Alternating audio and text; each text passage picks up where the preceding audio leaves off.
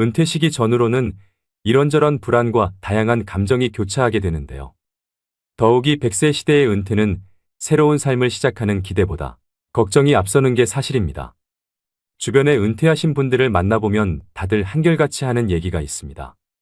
소득이 줄어든다고 생각하니 이상하게 마음이 불편해요. 생활비는 물론이고 이런저런 명목의 돈 지출과 관련해서 배우자와 말다툼도 자주 하게 되네요. 노후에 재산이 많고 적음을 떠나 생활비 지출로 갈등을 빚는 경우도 의외로 많습니다. 우리나라 중년들의 희망 은퇴 나이는 65세인데 반해 현실은 이보다 10년 이상 빠른 50대 초중반인 것으로 조사되었습니다.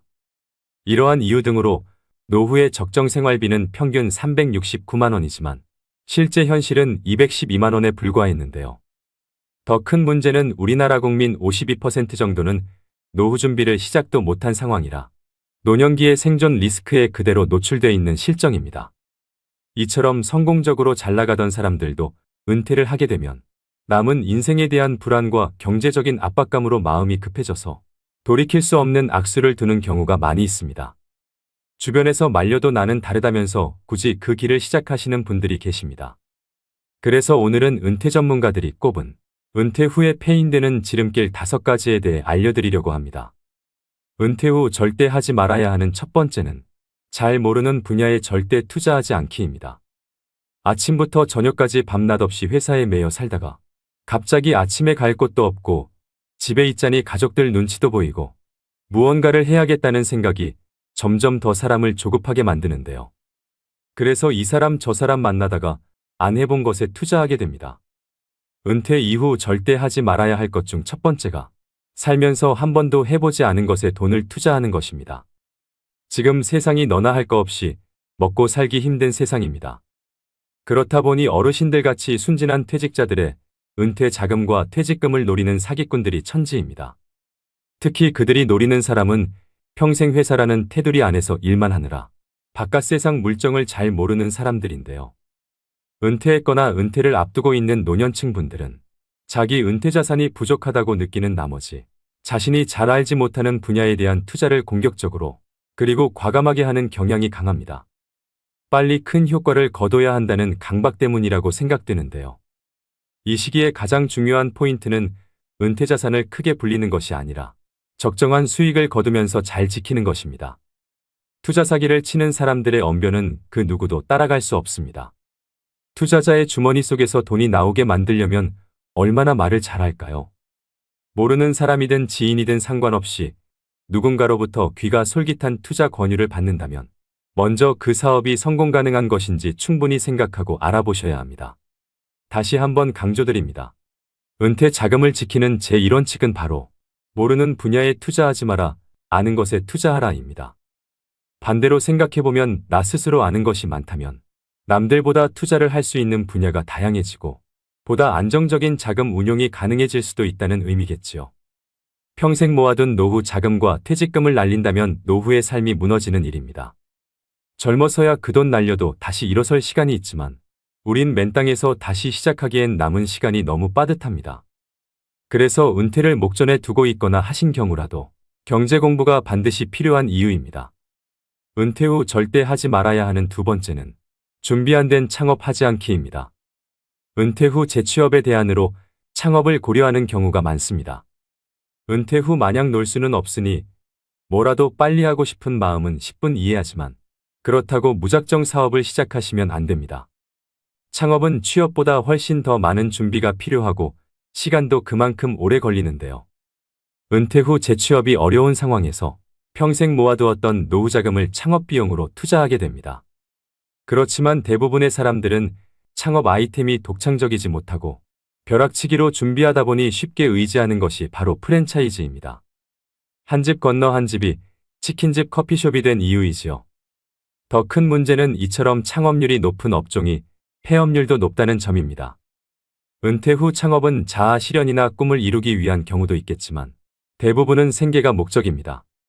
창업할 수밖에 없는 상황이라면 잘 될 거라는 안일한 생각은 접고 안정적인 수익 창출을 위해 많은 노력을 기울이셔야 합니다. 그렇다면 창업에 실패하지 않으려면 어떻게 해야 할까요? 간단하게 3가지로 말씀드리겠습니다. 먼저 첫 번째는 충분히 창업 준비가 되었는지 검토하셔야 됩니다. 준비되지 않은 창업은 시행착오를 가져오고 경제적으로 큰 손실을 가져옵니다. 이 단계에서는 창업 목적과 재무 상태, 창업 집중 여부, 그리고 노후 준비 등 다양한 조건을 고려하셔야 됩니다. 두 번째는 소자본으로 시작하셔야 됩니다. 은퇴 후 창업의 최우선 조건은 창업 비용의 적정성인데요. 큰 성공보다는 일하는 보람과 안정적인 수익의 목표를 두는 것이 좋습니다. 퇴직금을 비롯해 노후 자금을 창업에 투자할 경우 실패 시 회복이 어려우니 감당할 만한 예산 범위 내에서 할 수 있는 창업 아이템을 선정해야 합니다. 세 번째는 잘 알고 좋아하는 일을 하셔야 됩니다. 우리가 살아가는 궁극적인 목적은 행복입니다. 노후에는 조금 덜 벌더라도 일 자체에서 큰 스트레스를 받지 않아야 합니다. 그래야 시간이 지날수록 일 자체에서 기쁨과 보람도 느낄 수 있는데요.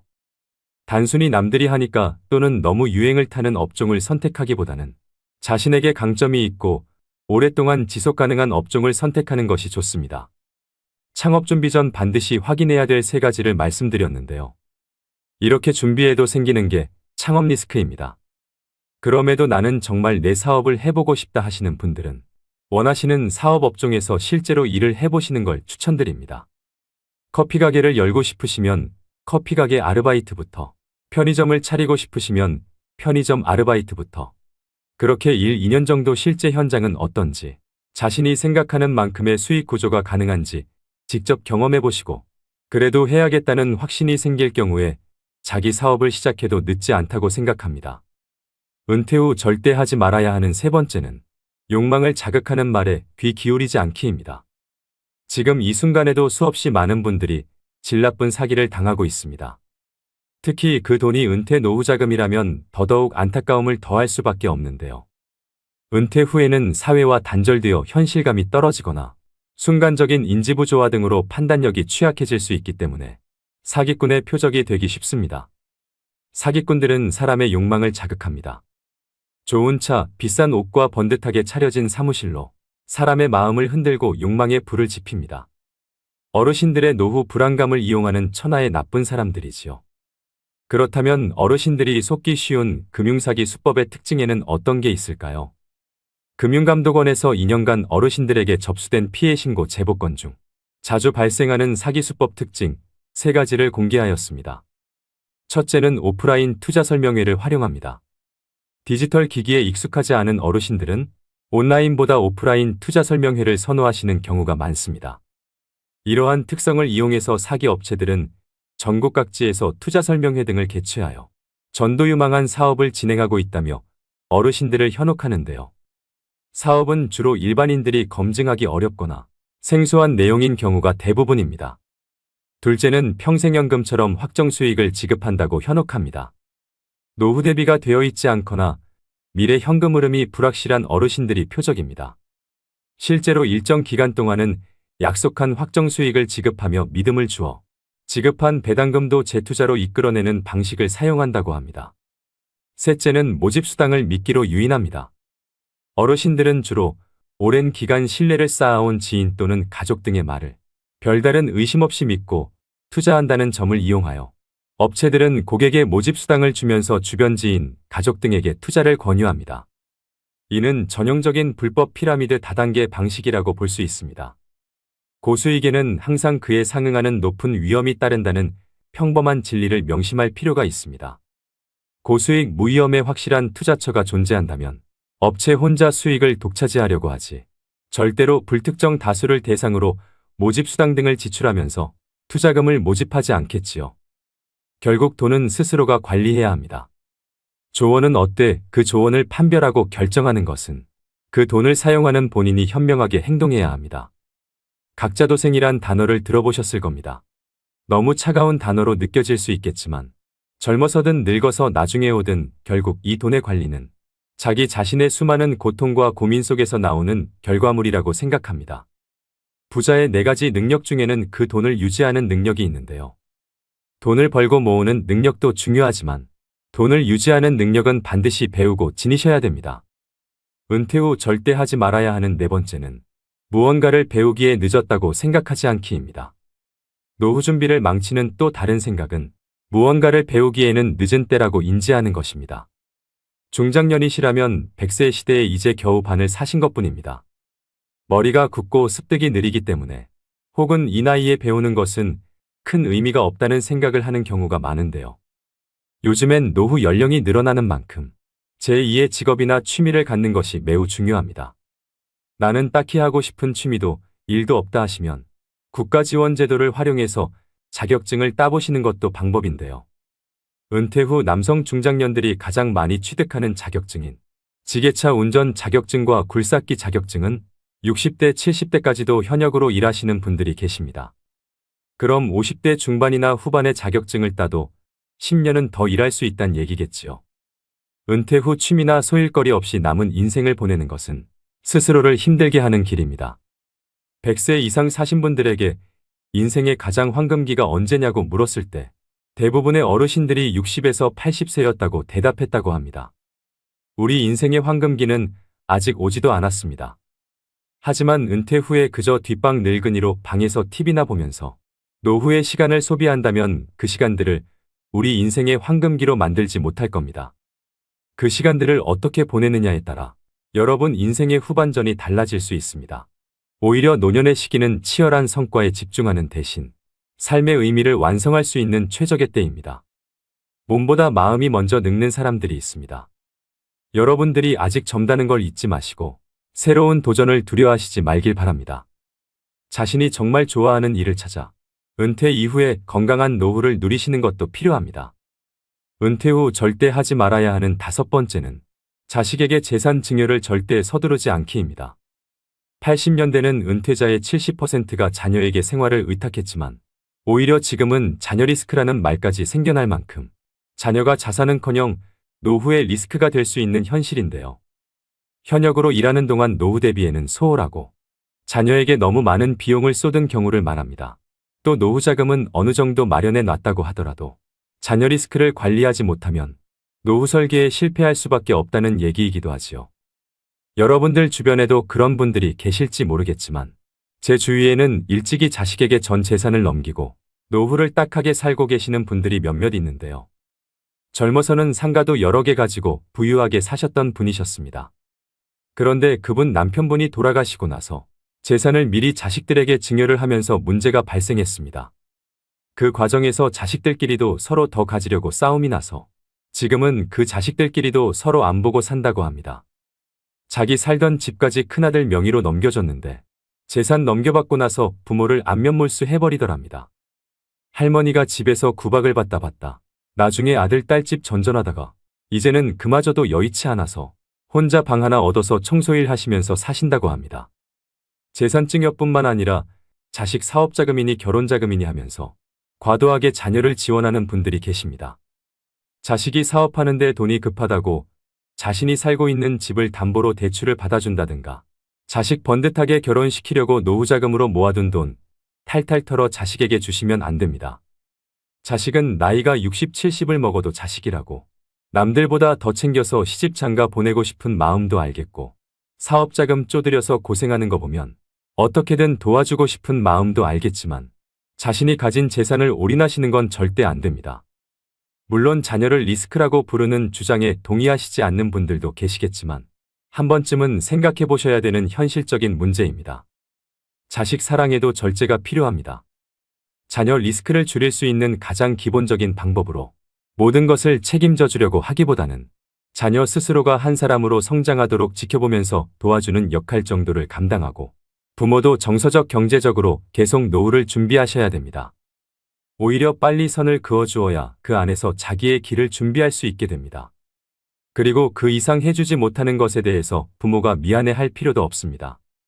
부모와 자식 서로가 독립된 존재로 온전히 서 있는 사람이 되면 됩니다. 늙어서는 돈을 꼭 움켜쥐고 계셔야 합니다. 명심하셔야 합니다. 증여는 죽기 직전에 해도 늦지 않습니다. 은퇴 후에 하면 폐인되기 딱 좋은 5가지에 대해서 말씀드렸습니다. 마음이 급하면 귀를 닫게 되고 인생 망치는 결정을 할 수 있습니다. 급할수록 돌아가라는 말이 있듯이 말씀드린 리스크를 항상 유의하시고 천천히 노후 준비에 대해 공부하면서 한 걸음 한 걸음 앞으로 나아가셔야 합니다. 그렇다면 은퇴 후 30년 이상의 노후 준비에 꼭 필요한 항목들은 무엇일까요? 은퇴연구소에서는 노후 준비에 OF가 필요하다고 하는데요. F로 시작하는 5가지가 행복한 노후를 만들어준다고 합니다. 먼저 첫 번째는 돈 파이낸스입니다. 노후에는 국민연금과 퇴직연금 그리고 개인연금의 3층 연금으로 노후의 월급인 연금 준비가 필요합니다. 또 노후 준비는 빠르면 빠를수록 좋고 현역으로 오래 일해서 전략적으로 노후 준비를 하셔야 됩니다. 여기서 반드시 확인해야 하는 부분이 퇴직연금과 개인연금은 수령받는 금액과 수령할 수 있는 기간이 있다는 점입니다. 죽을 때까지라는 모호한 기간을 예측할 수 없기 때문에 수령 기간이 짧으면 많은 금액을 받을 수 있지만 본인이 생각한 것보다 더 오래 산다면 퇴직연금과 개인연금은 고갈됩니다. 그래서 추가로 주택연금을 가입하시는 분들이 최근 많이 늘었습니다. 100세 시대에 늙는 것도 서러운데 금전적인 문제까지 늙어서 해결해야 한다면 더 서글퍼지지 않을까 생각합니다. 노후에는 집 한 채보다는 현금 흐름이 나오는 연금이 중요해서 3층 연금으로 노후의 월급인 연금을 반드시 준비하셔야 됩니다. 두 번째는 건강 피트니스입니다. 건강하게 신체 나이를 줄여주는 가장 확실한 방법이 바로 마음 습관입니다. 즉 스트레스 관리법인데요. 웃으면 복이 와요가 아닙니다. 웃으면 건강해집니다. 돈으로는 살 수 없지만 인체에서 특정 조건에서 생성되는 강력한 암치료제가 바로 엔돌핀, 세로토닌과 도파민입니다. 나이 들수록 많이 웃고 사셔야 됩니다. 그리고 나이가 들면 찾아오는 고질병이 있습니다. 고혈압, 고지혈, 당뇨인데요. 히포크라테스가 말하길 음식으로 고치지 못하는 병은 약으로도 고치지 못한다는 말이 있습니다. 약에 의존하기보다는 같은 값이라면 저염식 건강식으로 균형 잡힌 규칙적인 식사가 더 도움이 됩니다. 또 가까운 거리는 걸어 다니시고 대중교통을 애용하는 습관이 오래 사는 지름길입니다. 돈, 배우자 그리고 좋은 친구가 있다 하더라도 건강이 없다면 모든 것을 잃어버린다는 걸 명심하셔야 됩니다. 세 번째는 소일거리 필드입니다. 소득을 올리는 일거리뿐 아니라 은퇴 후 남는 시간을 보람차면서도 재미있게 보낼 수 있는 소일거리를 의미하는데요. 100세 시대인 만큼 은퇴 후 3, 40년을 어떻게 보낼 건지 은퇴 전에 미리 준비하고 노후에는 자신이 감당할 수 있는 비용도 고려하면서 취미를 만드는 게 좋습니다. 직장 다닐 때는 직장이 필드겠지만 은퇴한 후의 필드는 달라집니다. 파크골프나 글쓰기, 그림 그리기 같은 취미 활동이나 봉사활동 등으로 바뀌는데요. 이때 다시 한번 강조드리는 점은 꼭 소득을 얻기 위한 일자리가 아니더라도 내 시간을 의미 있게 보낼 수 있는 소일거리를 찾아야 노후에 많은 시간을 알차게 보내실 수 있습니다. 네 번째는 친구 프렌즈입니다. 돈 있고 할 일이 있어도 친구가 없으면 재미없는 삶이 될 수밖에 없습니다. 노년기에는 가족과 친구, 지역사회와의 관계를 유지하는 것이 정서적 안정과 삶의 만족도에 중요합니다. 정기적인 사회적 활동은 고립감을 줄이고 행복감을 증진시키는데요. 봉사활동이나 동아리 활동 그리고 종교 모임 등에 참여하면 새로운 사람들을 만나고 의미 있는 활동에 참여하실 수 있습니다. 노년이 되면 마음이 경직되게 마련입니다. 이럴 때 마음이 젊고 신세대처럼 행동하는 친구와 어울리시는 걸 추천드립니다. 다섯 번째는 재미펀입니다. 돈도 소일거리도 어느 정도 있고 사랑하는 배우자와 자녀, 그리고 좋아하는 친구들이 있다면 부러울 게 없습니다. 인생이 재미있고 즐거울 것입니다. 열심히 일한 당신 떠나라. 이 말보다 더 좋은 말이 어디 있을까요? 어떻게 하면 노후에 재밌는 시간을 보낼 것인지를 연구하고 실행하셔야 됩니다. 아는 것은 좋아하는 것만 못하고 좋아하는 것은 즐기는 것만 못하다는 말이 있습니다. 무엇이 그리 바쁘답시고 재미있는 영화 한 편 못 보는 인생을 과연 재미있는 인생이라고 할 수 있을까요? 재미없는 인생은 재미없는 영화 이상으로 지루하기만 할 것입니다. 90세, 100세까지 살아야 하는 인생을 재미있는 인생으로 만드는 것은 바로 나 자신입니다. 오래 살아도 말씀드린 OF가 갖춰져 있지 않다면 그 사람의 노후는 적막강산일 수밖에 없습니다. 은퇴는 누구나 꺼립니다. 그렇지만 피할 수 없는 것이 은퇴이기도 하지요. 피할 수 없다면 즐기셔야 합니다. 기왕이면 은퇴 후 30년, 40년을 잘 보낼 수 있도록 노후의 5박자, 즉 OF를 잘 준비하시길 바랍니다. 오늘의 영상 어떠셨나요? 돌다리도 두들겨보고 건너라는 말이 있습니다.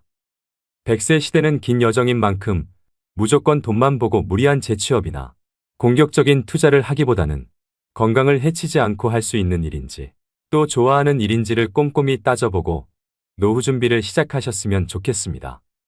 지금 은퇴하는 세대는 평균적으로 자유롭게 쓸 수 있는 30년 이상의 시간을 갖습니다. 그렇기 때문에 안도감과 행복감을 갖고 시작하는 사람이나 걱정과 불안감을 갖고 시작하는 사람이나 모두 미래는 불확실성 속에 있는 것은 마찬가지인데요. 그러니 다가오는 노후를 너무 불안해하지 마시고 지난 30년을 불확실성 속에서 개척해왔듯이 앞으로 남은 노후 30년도 개척하시면서 살아야 합니다. 누구나 다 늙습니다. 자연의 섭리이고 공평한 시간 법칙입니다. 누구나 윤택한 노후를 보내고 싶어하는 마음을 가지고 있습니다. 시작하지 않으면 아무것도 되지 않는다를 명심하시고 안정적인 노후를 위해 또 준비하셔야 됩니다. 노후 준비는 그게 무엇이 됐든 생각이 아니라 하는 것부터 시작입니다. 오늘도 노후의 지혜와 함께 해주셔서 감사드립니다. 황금빛으로 무르익어가는 여러분의 지혜로운 인생을 언제나 응원합니다.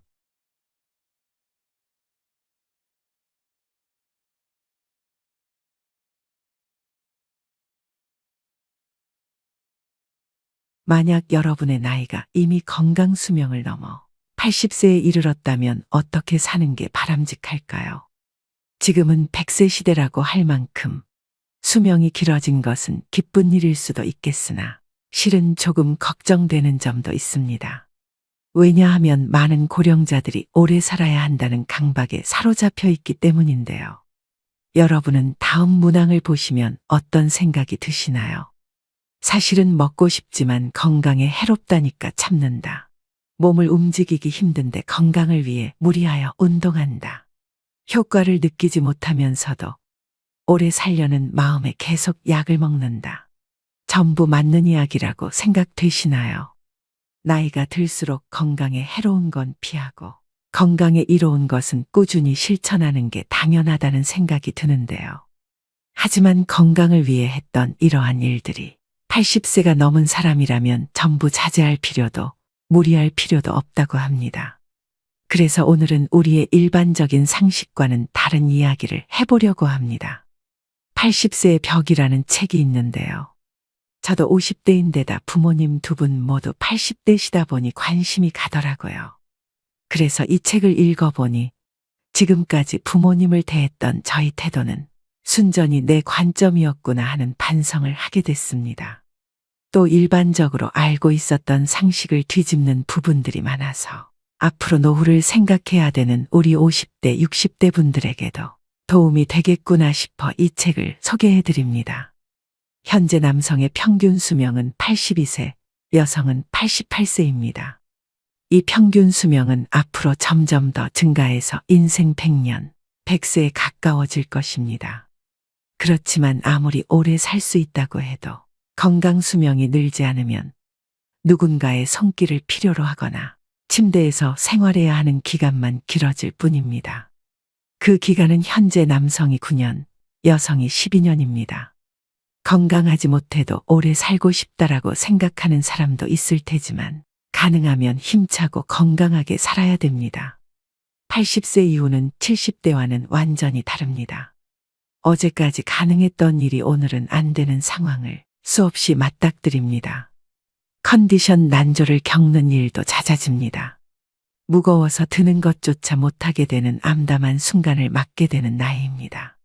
또 치매인가 라는 생각에 자신감을 잃는 일도 있을 겁니다. 리모컨을 어디에 뒀는지 기억조차 없는 당황한 상황을 자주 겪기도 하는데요.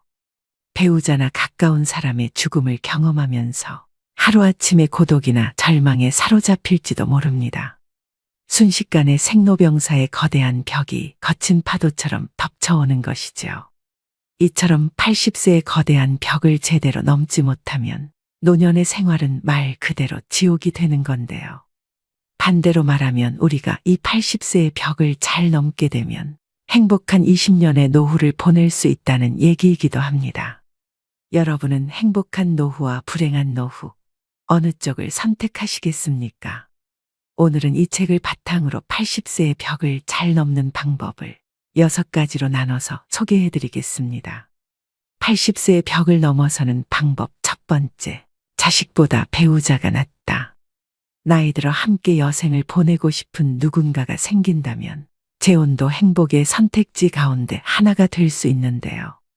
하지만 재산이 있는 부모라면 자녀들이 재혼을 반대하고 재산이 없는 부모라면 자녀들이 축복한다고 합니다.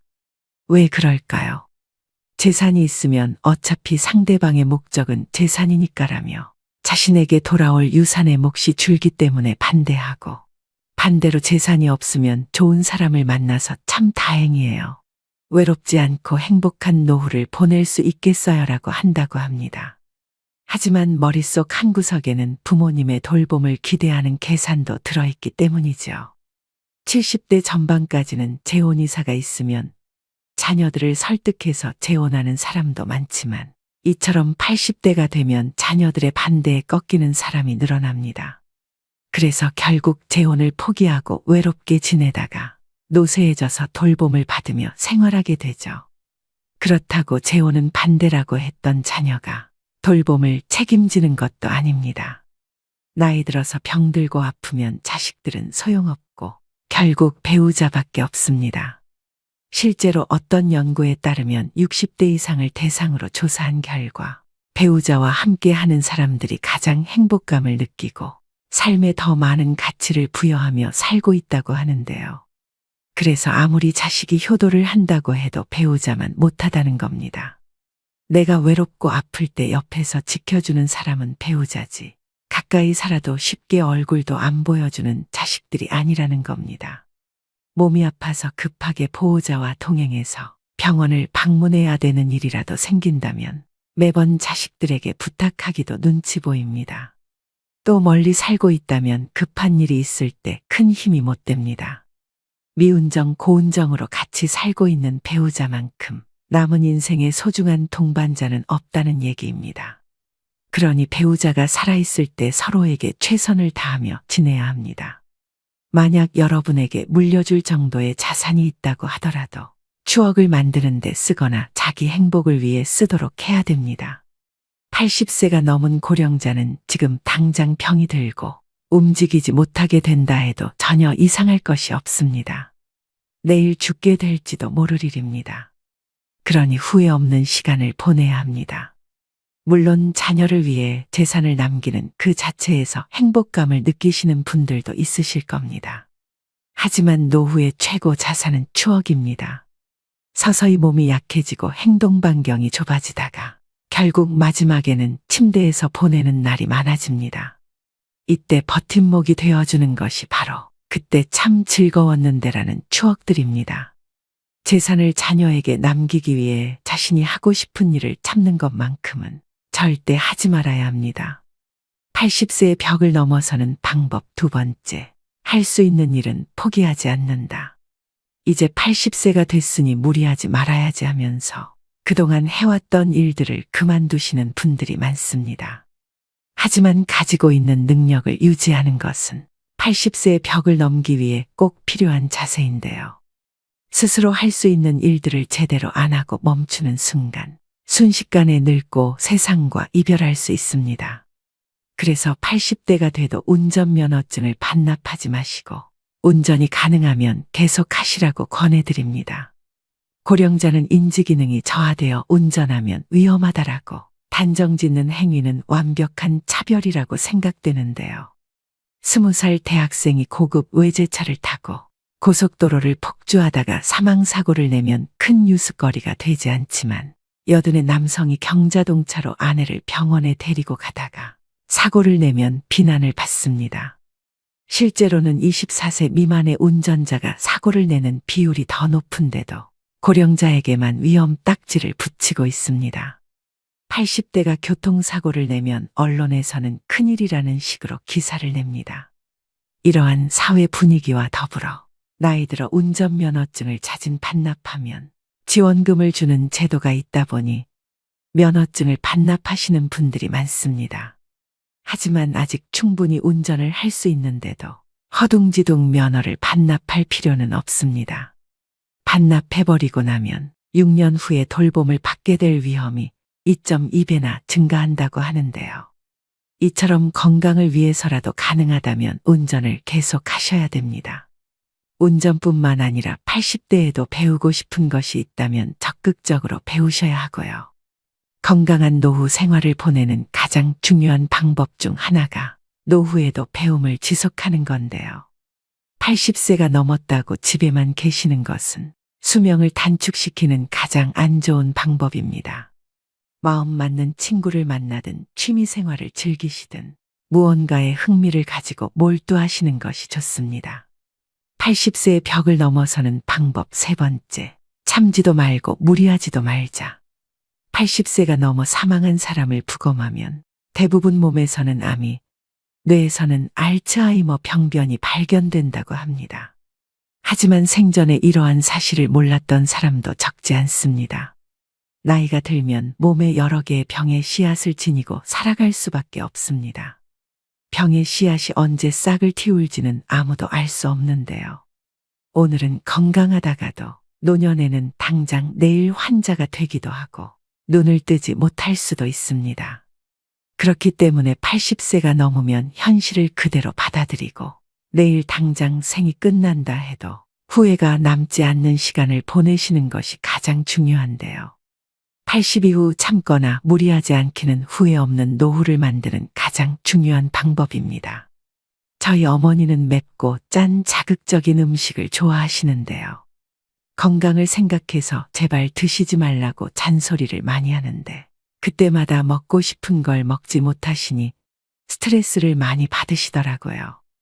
이렇게 건강을 위한다는 명분으로 나이가 들어서도 먹고 싶은 음식을 참는 사람이 많습니다. 소식하고 달고 짠 음식을 피하고 기름진 음식을 자제하고 비만은 건강을 해친다는 사고가 사람의 상식이 되었는데요. 이런 얘기는 60대까지는 건강을 해치는 원인이 되기도 하지만 80세를 앞두고 있다면 이러한 생각은 일단 접어두셔야 합니다. 고령자는 장기 기능의 저하로 식욕이 증가하는 경우가 있을 수도 있고 먹고 싶다는 욕구는 몸이 필요하다는 것이니 입에 당기는 음식은 마음껏 드셔야 됩니다. 체중 관리한다고 굶거나 식단 관리하지 마세요. 살이 좀 찐 사람이 오히려 더 오래 산다는 통계도 있습니다. 먹고 싶은 음식을 참으며 체중 조절하기는 스스로 수명을 깎는 행위입니다. 채식이 좋다고 매일 풀만 드시지 마시고요. 나이 들수록 단백질 섭취가 가장 중요하기 때문에 고기를 많이 드셔야 합니다. 그럼 여기서 술이나 담배는요? 라는 질문이 되돌아올 수 있는데요. 술도 드시고 싶으시다면 몸에 주는 부담을 생각해서 저녁 반주를 즐기는 정도가 현명합니다. 지나친 음주로 몸을 제대로 가누지 못해 넘어지면 낙상으로 골절되어 한순간에 늙어버리는 비극도 적지 않기 때문입니다. 또 의외라고 생각할지 모르지만 담배의 폐해는 나이가 들수록 줄어드는데요. 실제 흡연으로 단명하게 된 사람은 고령이 되기 전에 사망하기 때문입니다. 즉 담배를 계속 피웠는데도 80세까지 산 사람은 앞으로 금연하든 흡연하든 수명에는 큰 차이가 없다는 뜻입니다. 또 80대를 목전에 두고 운동을 열심히 하는 것도 아무런 도움이 되지 않습니다. 오히려 무리해서 운동하다 체내에 활성산소가 만들어지게 되면 노화를 촉진할 수도 있는데요. 80세 이후에는 그냥 30분 정도의 가벼운 산책 정도면 충분합니다. 80세의 벽을 넘어서는 방법 네 번째, 건강검진을 받지 말자. 지금 80대는 건강검진 초기 세대로 건강검진을 절대시하는 경향이 있습니다. 물론 건강검진은 60대 정도까지는 큰 도움이 되겠지만 80세가 넘은 고령자에게는 그다지 도움되는 것이 없습니다.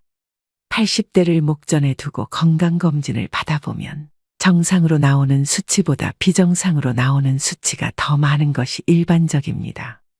건강검진에서 정상 수치라는 것은 평균치에 가깝다는 얘기입니다. 비정상 수치는 그 범위를 넘어 지나치게 높거나 낮은 사람을 말합니다. 수치는 본래 사람마다 다릅니다. 우리가 이 평균의 함정에 빠져서 사는데요. 체질이나 환경에 따라서도 다르고 나이에 따라서도 다르며 체형이나 생활 습관에 따라서도 다릅니다. 어디까지가 정상이고 어디까지가 비정상인가가 문제가 아니라 정상치라도 병에 걸리는 사람이 있고 비정상치라도 병에 걸리지 않는 사람이 있다는 겁니다. 80세가 넘어서도 문제없이 사는 사람은 그 자체가 건강하다는 증거입니다. 다시 말해서 정상이라는 증거죠. 그런데 의사가 환자를 보지 않고 수치만 보고서 진단을 내린다면 어떻게 될까요? 정상치에 맞추도록 약을 처방한다면 답은 명확합니다. 환자는 지금의 건강과 기력을 잃게 됩니다. 몸 상태가 그 수술을 견딜 만큼 건강하지 않은 상태에서 수술을 하니 암세포는 없앴더라도 건강이 나빠져서 그때부터 누워서만 지내게 되는 거죠. 특히 80세가 지난 고령자는 수술할 필요가 없습니다. 나이가 들면 들수록 암은 진행이 느려지고 쉽게 전이되지 않기 때문입니다. 그렇기 때문에 허투루 손떼기보다는 지켜보는 편이 낫습니다. 사실 발견하지 못했을 뿐 훨씬 이전부터 암을 지닌 채 살아왔고 앞으로 서서히 진행되겠지만 한순간에 나빠지는 일은 거의 없기 때문입니다. 아시다시피 암 치료는 간단하지 않습니다. 수술이든 화학치료든 몸에 심각한 부담을 줄 수밖에 없는데요. 체력이 크게 떨어지는 80세 이상의 고령자는 평소 생활로 되돌아가지 못할 확률이 높다는 걸 명심하셔야 됩니다. 80세의 벽을 넘어서는 방법 5번째. 자기와 맞는 의사를 찾자. 80세의 벽을 넘으려면 얼마나 좋은 의사를 선택하고 얼마나 좋은 관계를 유지하느냐가 관건입니다. 그렇다면 어떤 의사를 선택해야 할까요? 좋은 의사를 구별하는 가장 손쉬운 방법은 약에 관해 이야기를 나누어 보는 것입니다. 본래 약은 몸 상태를 좋게 하는 것이 목적인데 처방해준 약을 먹고 몸 상태가 나빠진 것 같다고 해도 이건 좋은 약이니까 혹은 약을 끊고 죽고 싶나요라는 식의 태도를 보이는 의사라면 그 병원은 그만 다니는 편이 낫습니다. 교과서적인 수치와 검사 결과만 믿고 환자 개인이 느끼는 몸 상태는 생각하지 않는 건데요. 제대로 된 의사라면 다른 약으로 바꾸든 양을 줄이든 식의 후속 조치를 취하게 될 것입니다. 만약 그런 의사라면 좋은 주치의가 될 수 있습니다. 환자를 잘 섬기는 의사, 환자들의 말을 다 들어주는 의사는 좋은 의사라 볼 수 있습니다. 환자가 말할 때 차트나 들여다보고 환자가 묻는 질문에 마지못해 몇 마디 대답해주는 의사는 결코 좋은 의사가 아닙니다. 또 환자의 눈높이에서 환자가 궁금해하는 것을 성의껏 잘 설명해주는 친절한 의사인지도 확인해 보셔야 합니다. 자기 환자를 끝까지 책임지는 의사의 자세가 무엇보다 중요합니다. 투병이 시작되면 의사, 환자, 보호자는 2인 삼각 경기를 하는 것처럼 서로 발을 묶고 완치를 향해 전진하는 관계가 됩니다. 그 중에서도 의사가 나 몰라라 하면 환자와 보호자는 절망하게 되겠죠. 이처럼 80대가 되면 나와 잘 맞는 의사를 찾는 것이 무엇보다 중요합니다. 내가 보내고 싶어하는 노후를 이해하고 거기에 맞는 방향으로 움직여주는 의사를 만나야 하는 거죠. 수술을 원하지 않는데 수술밖에 방법이 없다고 딱 잘라서 이야기하는 것은 의사 같지 않은 의사입니다. 진료 받을 때마다 불편함을 느끼게 하거나 심리적 피로감이 들게 하는 의사라면 궁합이 맞지 않다는 뜻입니다.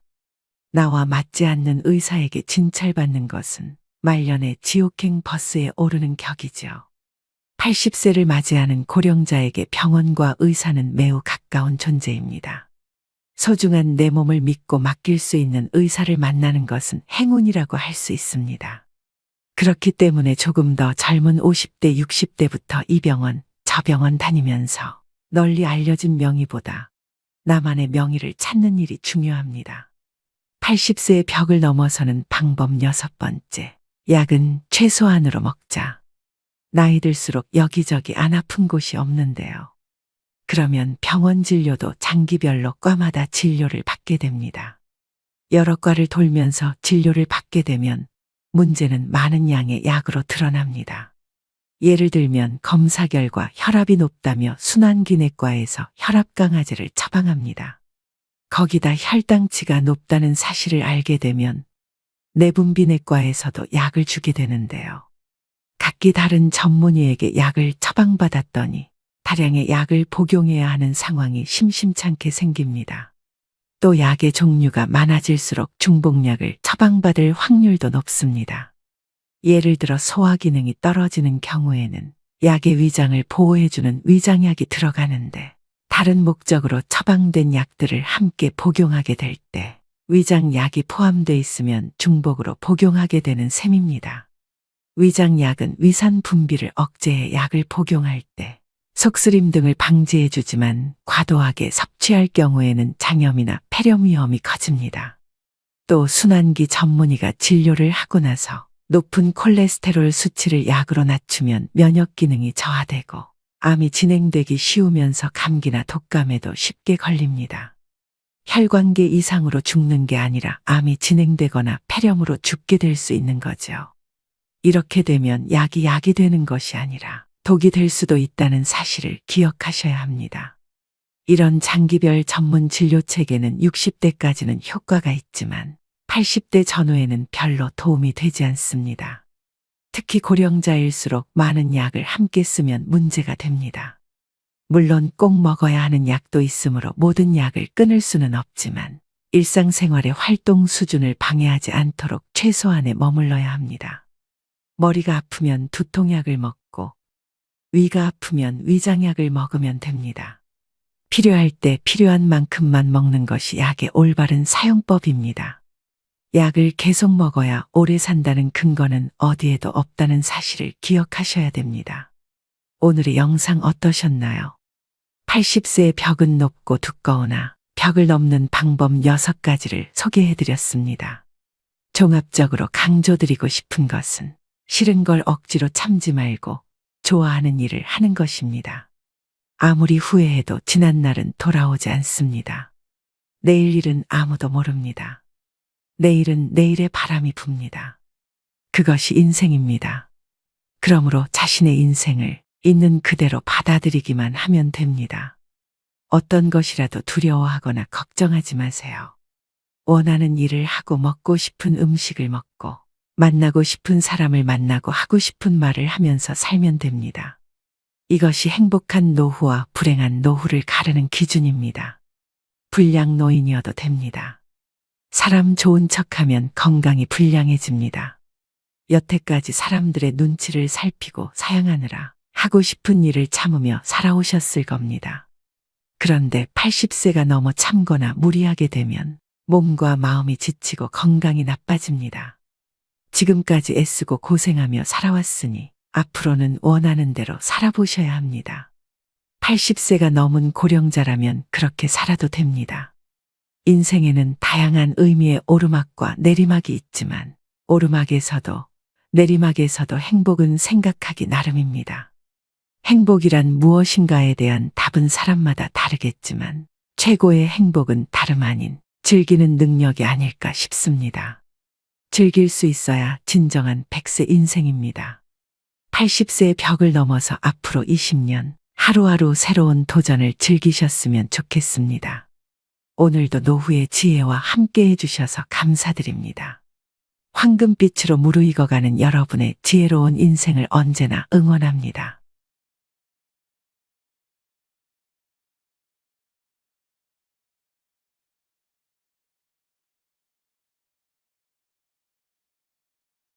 나이가 들어가면서 예전 같지 않게 머리가 잘 안 돌아가고 몸이 부어있고 늘 몸이 좋지 않다고 느낄 때가 많습니다. 이러면 우리는 바로 나이가 들었다는 신호라고 생각하는데요. 하지만 이런 증상들은 나이 들면 당연히 찾아오는 것이 결코 아닙니다. 다만 늦기 전에 조치를 취하고 생활 방식을 바꾸라는 신호입니다. 오늘 소개해드릴 50 이후 건강을 지키는 7가지 습관에서는 중년을 맞은 사람들에게 이 모든 것들을 엄격하게 지키라고 하기보다는 자신의 습관을 총체적으로 분석해 볼 것을 권합니다. 또 중년 이후의 건강 수칙은 복잡하지 않다고 말합니다. 적게 먹고 더 많이 잘 자고 간헐적으로 단식 그리고 하루에 20분씩 명상 또는 이완 호흡을 하고 자연에 가까운 음식을 먹고 함께할 사람을 찾는 것입니다. 그리고 되도록 많이 맨발로 걸으라고 합니다. 건강과 면역력을 저절로 키워주는 마법의 알약은 없습니다. 하지만 면역 체계와 신체의 모든 시스템을 튼튼하게 만들어주는 생활 방식은 분명히 있습니다.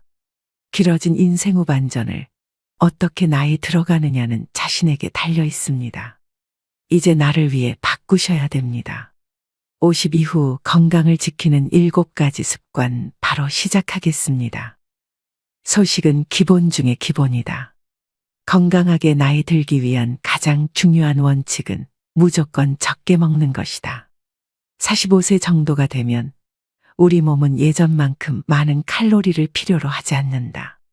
우리 몸은 이제 새로운 것을 만들어내지 않고 지금 가지고 있는 것을 보호하고 보존할 뿐이어서 연료가 적게 필요하다. 최근에는 칼로리 섭취량을 30% 줄인 사람들이 더 오래 살고 노년기에 질병에 걸리지 않았다는 연구 결과가 나왔다. 이 연구에서는 실험 참가자들이 어떤 음식을 먹는지를 전혀 고려하지 않고 오직 먹는 양만 계산했다. 단 하나의 변화만으로 그러니까 소식을 하고 5년 단위로 식사량을 조금씩 줄이기만 해도 확실한 결과를 얻을 수 있다는 것이다. 음식을 적게 소비하면 몸 안의 기관들의 부담이 덜 간다. 소식을 하면 몸이 처리할 일이 줄어들고 버려야 할 폐기물도 적어진다. 몸의 일거리가 줄어들면 남은 에너지를 신체 전반의 기능을 수행하는 데 사용할 수 있다. 소식하라는 것은 어려운 요구라는 생각도 든다. 인생에서 가장 행복한 순간들에는 늘 음식이 중심에 놓인다. 가족, 친구들과 식탁에 둘러앉은 시간은 정말 소중하다. 그리고 공동체, 사랑, 공유, 연결과 같은 것들은 건강하게 나이 드는데도 꼭 필요하다. 다만 그 식탁 위에 무엇을 올릴지를 현명하게 결정하고 당신이 바꿔야 하는 습관들에 신경을 써라.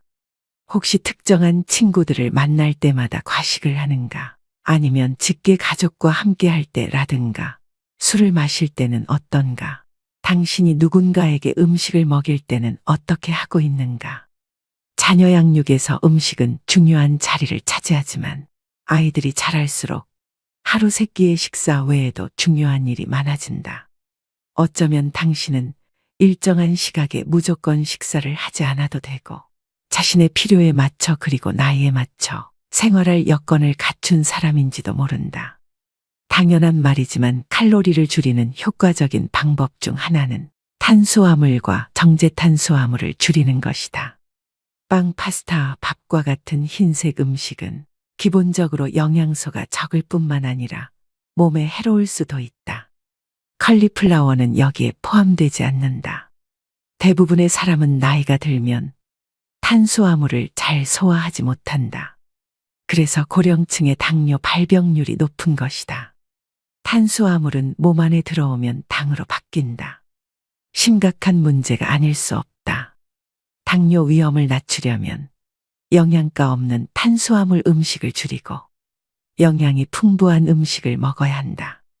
물론 음식은 복잡하기도 하다. 사실 배가 고프다는 느낌은 다른 어떤 것이 필요하다는 신호일 수도 있다.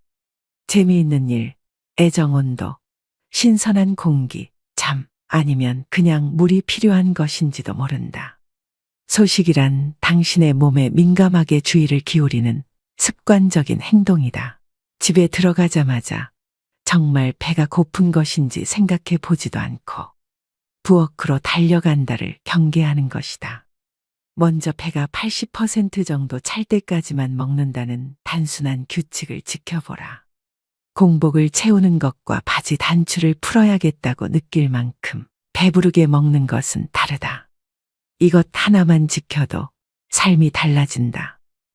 더 많이 더 잘 자기. 이 책의 목표 중 하나는 통증이 찾아오고 여기저기 아픈 곳이 생기기 전에 당신의 삶을 변화시키는 것이다. 나이가 들면 그날 그날의 피로를 회복하는 양질의 수면이 퍼즐의 중요한 조각이 된다. 잠을 중요하게 지급하라. 그러면 금세 건강해지는 것을 느낀다.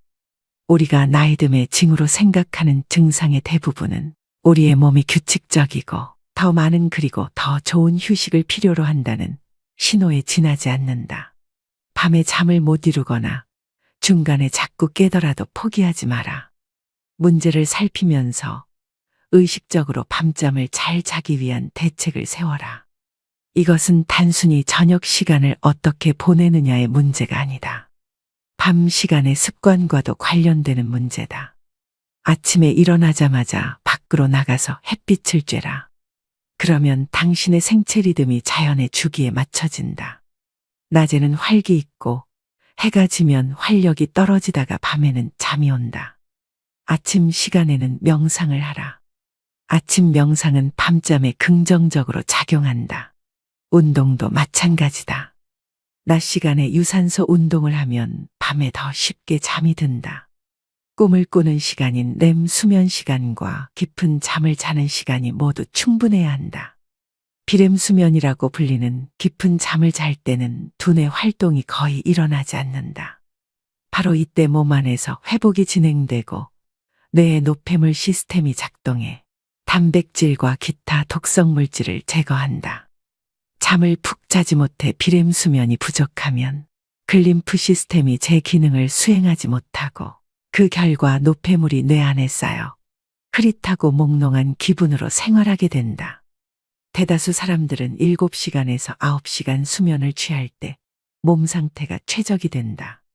TV와 소셜미디어, 끝없는 업무 이메일에 수면 시간을 빼앗기고 있다면 당장 그 습관부터 바꿔라. 잠을 자다가 자꾸 깨는 것은 나이 들면 당연히 생기는 증상이 아니다. 물론 호르몬 부작용 때문에 쉽게 잠들지 못하거나 푹 자지 못할 수는 있다. 그리고 나이가 들면 밤에 소변을 보기 위해 더 자주 일어나게 된다.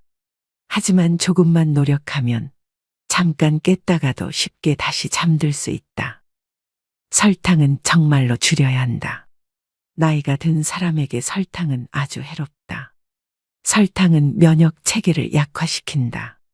그리고 모두가 두려워하는 당뇨병, 심장질환, 암, 알츠하이머병 같은 병을 키운다. 설탕이 특정한 단백질과 결합하면 노폐물을 만들어내고 그 노폐물은 혈관 내에 쌓인다. 이 노폐물은 여기저기 머물러 있다가 당신의 신체 기관에 마치 녹이 끼듯 내려앉는다. 가장 넓게 분포하는 기관인 피부에 이 노폐물이 자리 잡으면 주름살로 나타난다. 이 노폐물은 세포막을 손상시키고 혈관벽에 미세한 구멍을 뚫기도 한다. 만약 당신이 생활 습관을 딱 하나만 바꾼다면 그것은 정제당 섭취를 줄이는 것이어야 한다. 그리고 꿀과 아가베 시럽도 줄여라. 꿀과 아가베 시럽도 당신의 몸의 설탕과 똑같이 작용한다. 설탕은 다양한 가공식품 안에 숨어 있지만 우선 명백한 음식들부터 줄이자. 시리얼, 쿠키, 사탕, 탄산음료, 과일 주스. 참, 과일 주스는 탄산음료와 똑같이 몸에 나쁘다. 정말로 달콤한 음식이 당길 때는 베리류나 초록 사과를 먹어라. 초록 사과는 붉은 사과보다 당이 적다. 과일에 함유된 섬유질은 장의 흡수 속도를 약간 늦춰주기 때문에 과일을 먹으면 설탕이 많이 들어가 다른 음식을 먹을 때처럼 당이 곧바로 몸에 흡수되어 혈당이 급상승하지는 않는다. 당신이 커피에 설탕을 조금씩만 넣어 마신다고 해도 오랫동안 누적되면 양이 많아진다. 그냥 설탕을 끊어라. 그렇다고 화학물질 범벅인 인공감미료를 넣지는 말자. 정말로 커피나 차를 달게 해서 마시고 싶다면 나안과를 대신 넣어보라. 나안과는 각설탕처럼 생겼고 사탕 형태로도 판매된다. 아니면 천연감미료인 스테비아를 사용하라. 일부 스테비아 제품에는 다른 감미료가 첨가되어 있으므로 100% 스테비아를 구입해야 한다. 솔직히 말하면 나안과도 스테비아도 진짜 설탕 맛은 아니지만 달콤하긴 하다. 나안과나 스테비아는 단 것을 찾는 입을 달래기 위한 도구로 활용하라. 최종 목표는 당신의 미각이 설탕을 갈망하지 않게 만드는 것이다. 현대 사회는 설탕을 기분 좋은 간식이라는 틀로 바라본다. 디저트는 쾌락이며 때로는 보상으로 제공된다.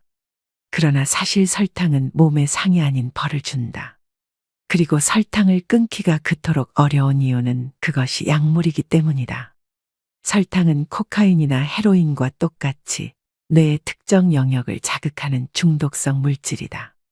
그러니 설탕을 무서워해야 마땅하다. 장과 면역력은 하나다. 면역 체계의 70%는 뱃속에 있다.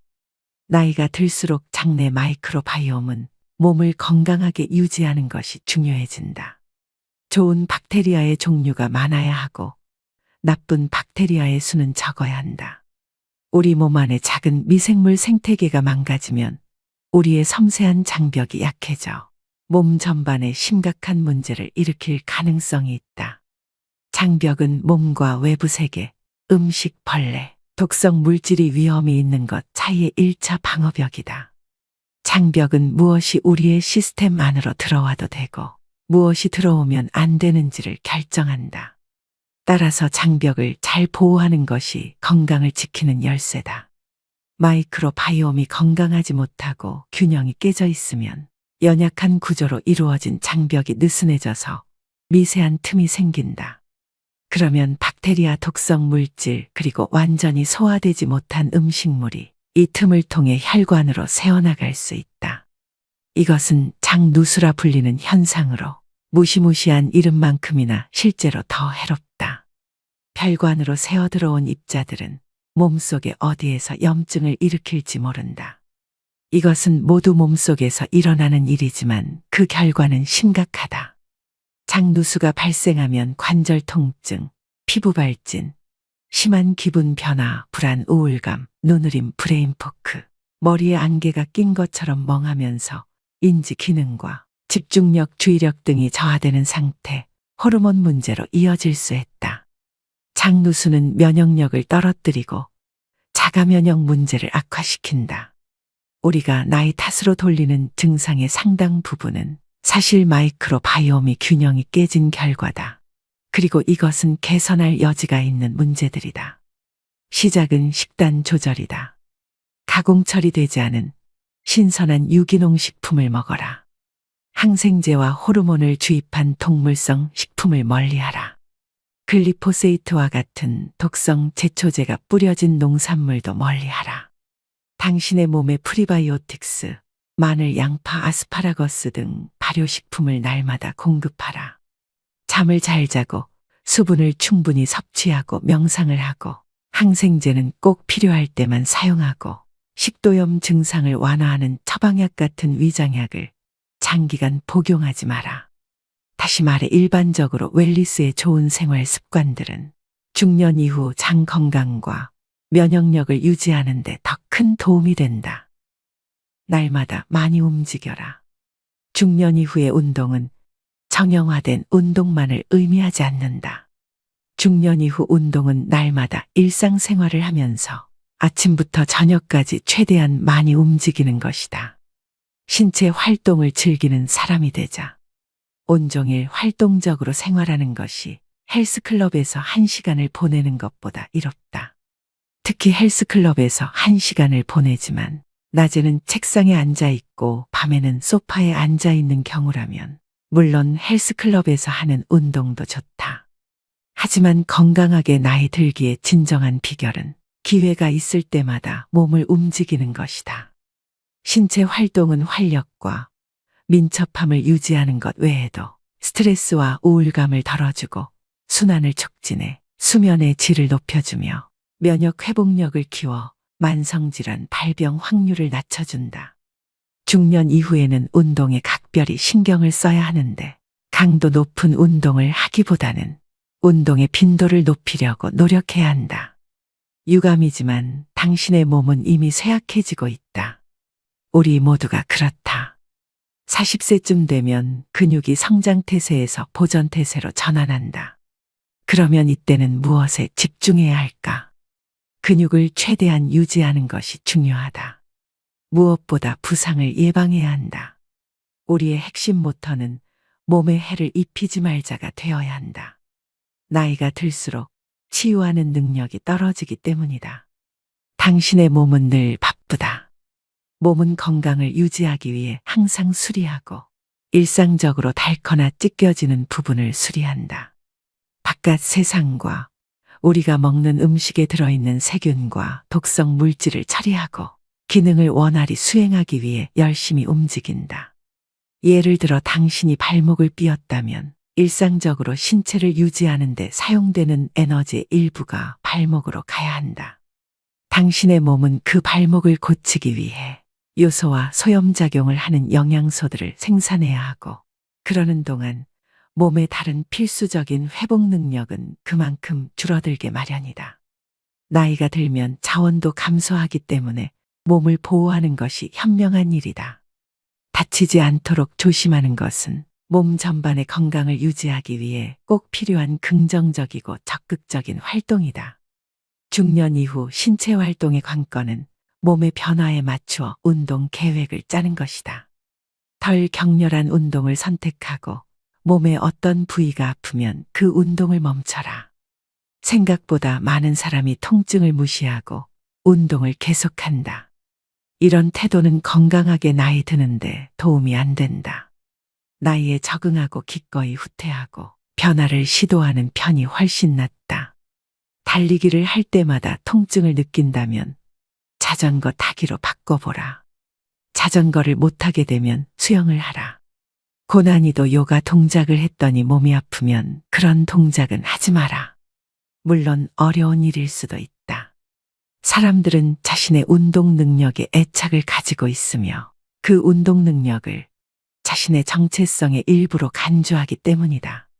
하지만 운동 능력은 밀어붙이는 것보다 보존하는 것이 중요하다. 당신이 30대 때 철인처럼 튼튼했더라도 50대에는 철인이 아닐 수 있다는 사실을 받아들여야 한다. 그리고 근육과 관절은 평생 써야 하므로 근육과 관절이 다 닳기 전에 신중하게 생각하라. 90세에 얼마나 잘 걸을 수 있느냐는 지금 몸을 어떻게 보살피느냐에 달려있다. 몸을 움직이기를 좋아하고 육체적 한계를 뛰어넘기를 즐기는 사람들에게 가장 중요한 일은 몸이 하는 말을 잘 듣고 그 말에 따르는 것이다. 몸을 많이 움직이지 않는 사람들의 경우 지금 당장 운동을 시작해야 한다. 아직 늦지 않았다. 하루에 10분 동안 경사가 완만한 언덕을 오르는 것으로 시작하라. 그리고 일주일에 5분씩 시간을 늘려서 바로 30분으로 만들어 보라. 이완 휴식 요가를 시작하거나 관절에 부담이 적은 수영 강좌를 신청하는 것도 아주 좋다. 편안하게 시작하고 끈질기게 노력하라.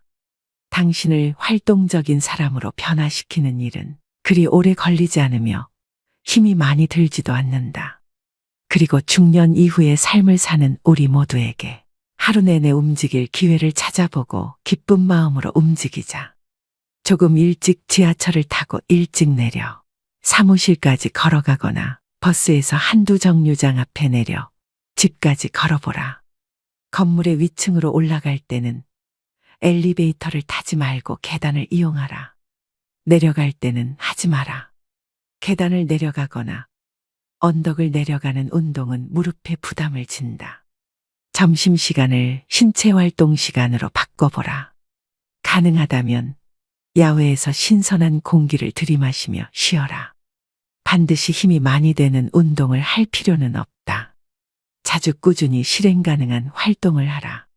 많이 움직이는 사람이 되자. 햇빛과 함께 하루를 시작하라.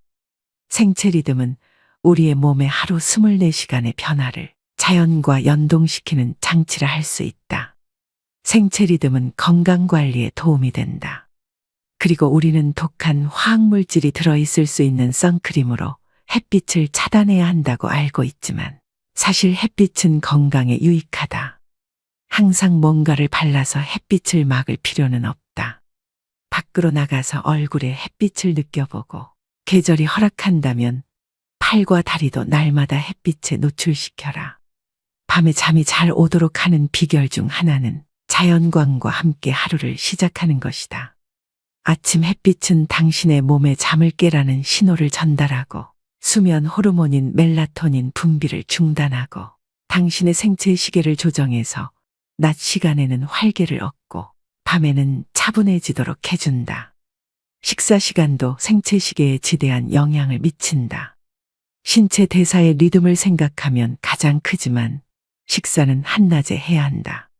밤늦게 음식을 먹으면 당신의 몸은 낮 시간 칼로리와 에너지가 필요한 시간이라고 인식한다. 그러면 수면 호르몬 분비에 부정적인 영향을 주고 밤에 잠이 잘 오지 않거나 밤새 잠을 설치는 등의 문제가 생긴다. 숙면을 취하지 못하면 당신의 몸과 안에 반드시 필요한 정서와 회복이 제대로 이루어지지 않는다. 그 결과 당신은 앞에서 언급한 악순환이 반복된다. 찌뿌둥한 상태로 잠에서 깨어나고 에너지를 얻기 위해 탄수화물을 섭취하고 맑은 정신을 유지하기 위해 늦은 오후에 커피를 마시고 밤에는 또 다시 잠을 이루지 못하고 잠을 소중하게 여기는 것은 당신이 건강을 위해 할 수 있는 가장 중요한 일들 중 하나다. 낮의 햇빛과 밤의 어둠에 맞추는 생활은 자연에 순응하는 가장 기본적인 방식이며 건강에도 좋다. 따뜻한 물로 샤워하고 찬물로 헹구기. 우리의 생활을 들여다보면 우리를 죽이지 않으면서 강하게 만들어주는 기회가 많이 있다. 가장 쉬우면서 내가 좋아하는 방법 하나를 소개하자면 따뜻한 물로 샤워하고 나서 30에서 60초 동안 찬물로 마무리하는 것이다. 직관적으로 생각해도 냉수 마찰은 몸에 좋을 것 같지 않은가? 몸에 찬물을 끼얹는 순간 몸은 확 깨어난다. 냉수 마찰을 하면 몸속의 기가 활발하게 순환한다. 요즘에는 서양의학 책에도 냉수 마찰이 건강에 좋은 습관이라고 나온다. 냉수 마찰이 미토콘드리아의 생성과 건강에 도움이 된다는 연구 결과들도 있다. 이 책에 실린 음식 섭취나 수면에 관한 조언들도 모두 미토콘드리아의 생성과 기능 수행에 도움이 되는 것들이다. 따뜻한 물로 샤워하고 나서 찬물로 마무리하는 작은 습관 역시 미토콘드리아에 긍정적으로 작용한다. 따뜻한 물 찬물 공식은 역으로 응용해도 된다. 차가운 수영장에서 몸을 움직이다가 따뜻한 물에 몸을 담가보라. 사우나와 찬물 샤워를 번갈아 해보라. 또는 겨울에 외투를 입지 말고 잠시 바깥에 나가보라. 그러면 기분이 상쾌해진다. 이렇게 차가운 공기를 잠깐 쐬어주면 몸에 좋다. 어릴 때 어른들에게 들은 말과는 다르지만 호르메시스 원리를 응용해서 몸에 다른 종류의 가벼운 스트레스를 줄 수도 있다. 짧은 단식을 하거나 잠깐씩 격렬한 신체 활동을 해보라. 가벼운 스트레스는 몸을 청소하는 자가포식을 활성화하고 세포의 기능 수행과 회복을 돕는다. 나이가 들면 세포의 기능 수행과 회복 능력이 감소한다. 우리의 몸에 짧지만 강렬한 스트레스가 가해질 때 몸은 손상된 것을 더 잘 복구한다. 여기서 손상에는 극단적인 것만이 아니라 생활과 나이듦의 과정에서 자연스럽게 생기는 마모가 포함된다. 우리의 몸은 항상 스스로 수리를 하는데 호르메시스는 그 수리에 도움을 준다. 좋은 음식으로 하루 2끼만. 중년 이후에는 건강 측면에서 아침 식사가 하루 중에 가장 덜 중요한 끼니라고 말할 수 있다. 짧은 단식을 하면 좋은 점이 많은데 아침 식사를 건너뛰면 짧은 단식을 쉽게 할 수 있다. 당신이 지금 단식을 하고 있지 않더라도 하루에 3번보다는 2번 식사가 유익하다. 음식을 적게 먹으면 몸에 부담이 덜 가고 처리할 일이 적고 소화 에너지를 덜 쓰기 때문에 회복과 수선에 사용할 에너지가 확보된다. 또 짧은 단식은 몸에 적당한 스트레스를 줌으로써 긍정적인 흐름의 호르메시스의 효과를 발휘한다. 작은 스트레스를 견뎌내면 우리 몸은 더 튼튼해진다. 하루 2끼 식사를 원칙으로 삼으면 몸에 부담이 덜 가고 더불어 자유롭게 쓸 수 있는 시간이 확보된다. 반드시 아침을 생략할 필요는 없다. 저녁 식사를 건너뛰어도 무방하다. 중요한 것은 이른 아침 또는 늦은 밤이 아니라 열량의 상당 부분을 소모하는 일과 시간에 음식을 섭취하는 것이다. 되도록 잠자리에 들기 3시간 전에 식사를 끝내라. 나이가 들면 생활 패턴이 바뀌기 때문에 하루 2끼 식사라는 원칙을 지키기가 쉬워진다. 당신이 부모라면 자녀가 성인이거나 10대일 경우 각자의 계획표대로 생활할 테니 하루 3번 꼬박꼬박 식사를 챙기지 않아도 된다. 그러면 당신 자신에게 필요한 생활 방식을 채택하기가 조금 더 쉽다. 하루 2끼 식사는 아주 엄격하게 지켜야 하는 원칙은 아니다. 식사는 가족의 생활이나 사교 활동의 중심으로서 매우 중요하다. 앞서 말한 대로 사랑하는 사람들과 함께하는 식사는 영혼의 영양분을 공급하며 건강하게 나이 드는데 필요한 일이다. 따라서 하루 2끼가 고정불변의 법칙은 아니지만 하루 2끼를 기본 원칙으로 설정하는 것이 바람직하다. 또 하나의 중요한 원칙은 식사량이다. 배가 꽉 찰 때까지 먹지 말고 배고픔이 달래질 때까지만 먹어라. 그리고 한 그릇 더 먹기 전에 잠시 쉬어라. 외식할 때도 소식과 영양에 신경 써야 한다. 식당에서는 동행한 사람과 음식을 나눠 먹거나 본 요리가 아닌 에피타이저를 주문하라. 당신 앞에 음식이 가득 담긴 커다란 접시가 놓여 있다면 절반만 먹고 나머지는 포장해 와서 다음날 먹어라. 소식을 하면서 당신의 기분이 어떤지 살펴보라. 아마도 몸이 가볍고 에너지가 차오르는 느낌을 받을 것이다. 그리고 단순히 음식 섭취량만 줄여도 건강이 개선된다. 근육량 유지는 결정적이다. 대다수 사람은 40세가 넘으면 매년 1%의 근육을 잃어버린다. 그래서 70세가 될 무렵이면 우리는 20대 때 근육량의 절반 정도만 가지고 활동해야 한다. 이것이 나이듦의 자연스러운 과정으로 근감소증이라고 불린다. 중년 이후에도 건강하게 지내려면 근감소를 최소화해야 한다. 50대 후반까지는 근감소증을 크게 걱정하지 않아도 된다. 당신 자신을 잘 돌보고 운동을 하면 대개는 괜찮다. 60에서 65세 정도 후부터는 단백질 섭취량을 25% 정도 늘려야 한다.